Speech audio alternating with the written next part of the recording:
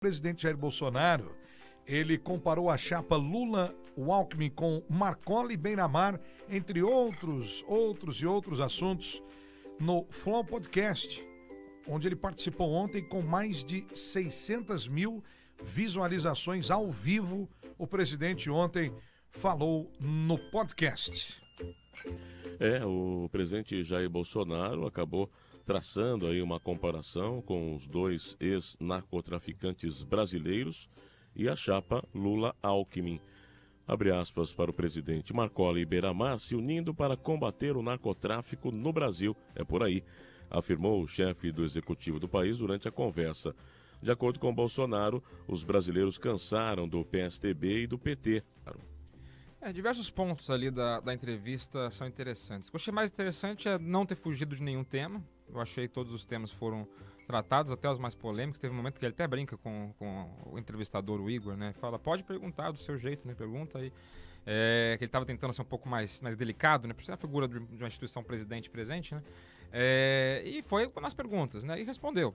Agora, a comparação que fez entre os dois traficantes, né, e a chapa Lula e Alckmin, isso é política, é campanha. Existe a delação ali do Marcos Valério, que é uma delação homologada pelo Supremo Tribunal Federal, onde o Marcos Valério fala sobre essa ligação do primeiro comando da capital, né, o PCC e o PT.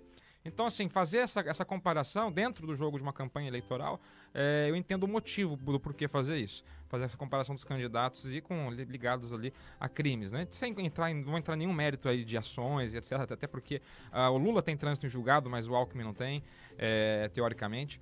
Então, assim, não vou entrar nem nesse mérito. Agora, com relação a entrevista no Flow, que é o canal onde foi exibida, eu acho que teve ali uma apresentação do candidato a um público que ele não falaria normalmente. É um público muito pelo contrário, um público que é contrário a ele. Então foi uma oportunidade de poder demonstrar ali as ideias dele, responder perguntas que foram colocadas. Eu, inclusive, assisti praticamente na íntegra, né, essa participação do presidente Jair Bolsonaro. Achei que ele foi bastante contido, né, principalmente na primeira hora.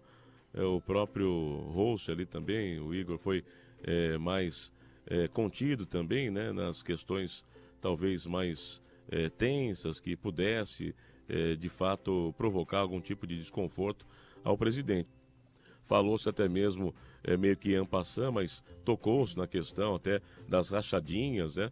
O próprio presidente Bolsonaro tirou o corpo praticamente todo fora, né? Disse que não tem nada a ver com isso, que cada um que é maior de idade responda, né, pelos seus atos, e inclusive conclamou para que o Igor do Flow convocasse ali o seu filho Flávio Bolsonaro para prestar esclarecimentos a respeito dessas questões que dizem aí que talvez ele fizesse parte, né, desse esquema amplamente investigado no Rio de Janeiro, envolvendo outros deputados também da LERJ. Flutuou bem em cima dos principais questionamentos. Não sei se foi suficiente para agregar mais eleitores, mas não acredito que também tenha sido negativo a participação. Acho que uma autoridade pública tem que estar sempre pronta para falar, e acho que nesse sentido, eu parabenizo o presidente Bolsonaro, espero que ele se apresente também em outros veículos, né, para também prestar contas à nação. Isso que eu estava falando com o Arthur na redação. Bom, gente, o sentido de podcast é esse aí. Vocês não podem esperar, desculpe, amigos,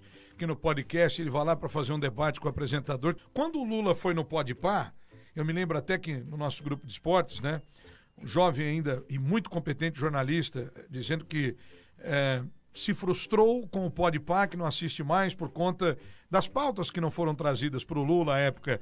E eu automaticamente respondi juntamente com outro companheiro, mas essa é a diferença de você participar de um podcast, ou de um debate, ou de uma entrevista mais concisa, que tenha outro tipo de reflexo ou de foco.